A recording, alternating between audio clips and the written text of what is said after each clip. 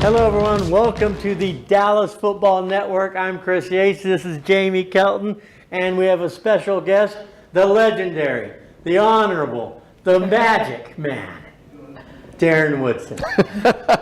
You like that intro? I like that, man. The magic man, that's different though, Chris. I don't know how I came up with that. I have no idea. That was just on the, you just winged that one. I just winged that one, man. I'm sorry. You've never been called the magic man. Oh my gosh.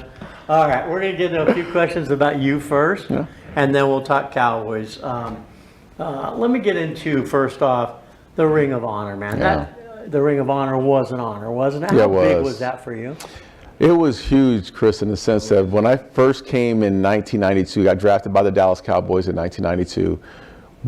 Jimmy Johnson brought all the rookies together in that first year, and he took us to the Texas Stadium. And I always saw Texas Stadium on TV, but never just, it was just kind of surreal being there. And as I was sitting there looking at the star in the middle of the field, I looked up and I saw all the names. I saw the Bob Lillies and the Roger Staubachs and all the legendary guys. So I sat there at that moment. I said, look, I hope one of these days I am one of those guys that's in the Ring of Honor as a rookie, because you're looking up and you're like, man, those guys have paved the way. They've been, basically they founded this whole Cowboys, deal and this alma mater and all. And I just wanted to be a part of that. And the only way I could get there was through greatness. You have to play, be consistent, do all the little things to be up there. And then one day, here it goes, 13 years later, I go through 13 years of my NFL career, and then, years later, I'm in the Ring of Honor, and it was just an unbelievable deal. You manifested it. Not many people.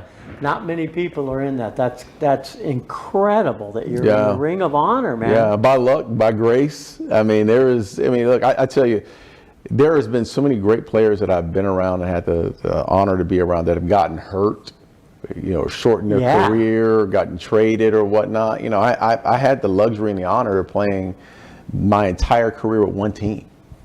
And that doesn't happen, as we all know. It just doesn't happen. And I think that really helped me, catapult me to having that honor of being in the Ring of Honor. Okay.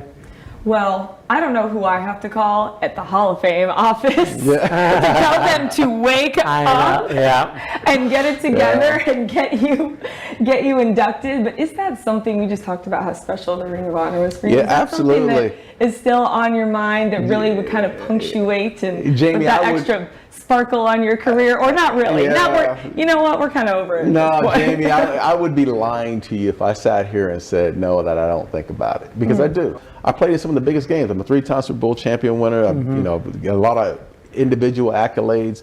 Do I feel like I should be in the Ring of Honor? Absolutely, but I don't control it, and because I don't control it, I can't.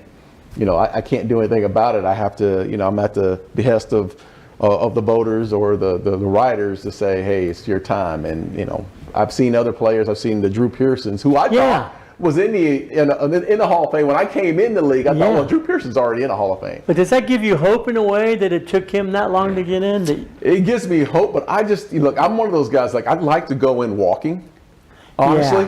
I'd like to, not posthumously, I'd like to go in now. Not in a casket. Exactly. Like, this is the time to go right now. So hopefully I have a chance here in the next, year or the next few years.